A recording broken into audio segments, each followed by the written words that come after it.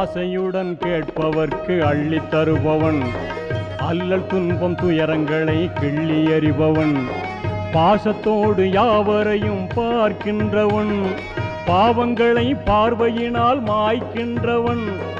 அல்லல் படும் மாந்தர்களே அயராதீர்கள், அல்லாவின் பேரருளை நம்பி நில்லுங்கள்.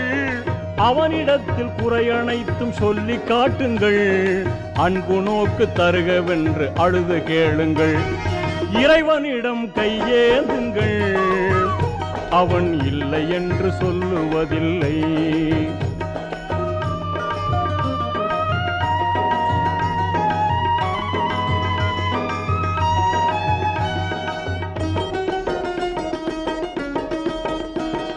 தேடும் நேயர் நெஞ்சங்களில் குடியிருப்பவன், தேடாத மனிதருக்கும் உணவளிப்பவன்.